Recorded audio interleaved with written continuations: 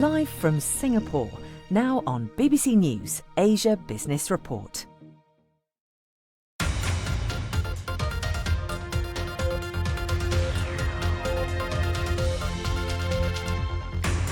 Liquidating the world's most indebted developer. We look into the potential fallout from Evergrande's winding up order. Plus, geopolitical tensions and all-out conflict spark a sales bonanza for the US arms industry.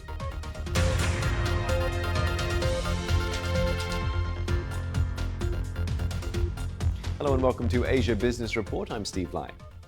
We begin with the embattled developer Evergrande and the fallout from the decision by a Hong Kong court to order its liquidation. The ruling followed another failed attempt by the Chinese company to reach a restructuring deal with its creditors.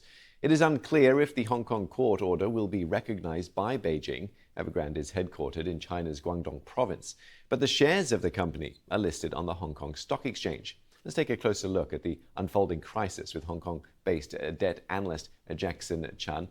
Jackson, what's your read of this and how it's going to play out from here?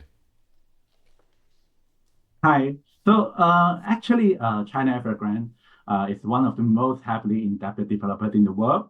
And yesterday, it has just received a forced liquidation order from the Hong Kong court. And the judge made this decision because of the group failed to deliver a restructuring proposal by the hearing deadline. So after the announcement of the winding up order, the court has appointed Alvarez and Marcel as the liquidator to arrange the creditors' meeting and execute the asset disposal. So next, the liquidator will try the best to squeeze the maximum value out of the Evergrande offshore assets, and it will become the key to determine the recovery value of the bonds and other debts. So what do you see happening to property buyers then that have already put down deposits on potential flats? Do you think they'll be able to get their money back?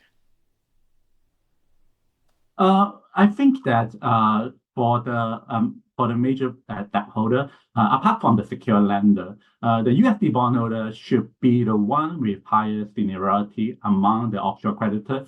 But to be honest, we expect this bondholder can still only recover approximately 2% to 3% under liquidation scenario. And currently, the USD bonds issued by Evergrande are also trading at around 1 to 2 cents of a dollar. So at this point, we believe that the most valuable assets owned by Evergrande are still the offshore assets, which include the listed shares of the property service and also the electric vehicle divisions. So meanwhile, we think that it is virtually impossible to recover anything from its onshore assets. And what are the broader implications for the industry from Evergrande's liquidation?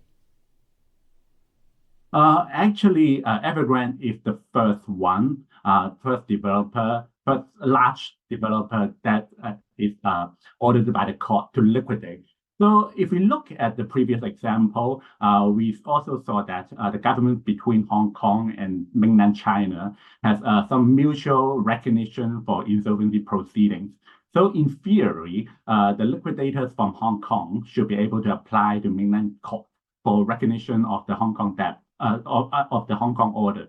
So, but our concern is that if Evergrande liquidation order is recognized by the court in mainland, even it is recognized by the court in mainland China, can the Hong Kong liquidator can really penetrate into the onshore market and take over all the onshore assets?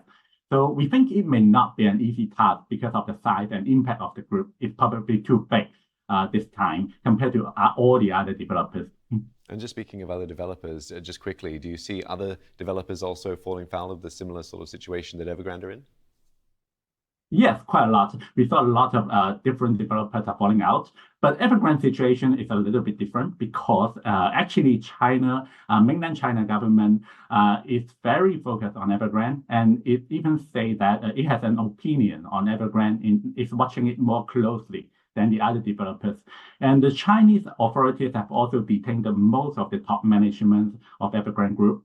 So we are quite worried about such a terrible relationship between the company and government will slow everything down for Evergrande in the future. All right, many thanks for your insight today. Jackson Chan, they're a debt analyst based in Hong Kong. Now let's focus now on how growing geopolitical tensions are driving up arms sales. US weapons exports hit 81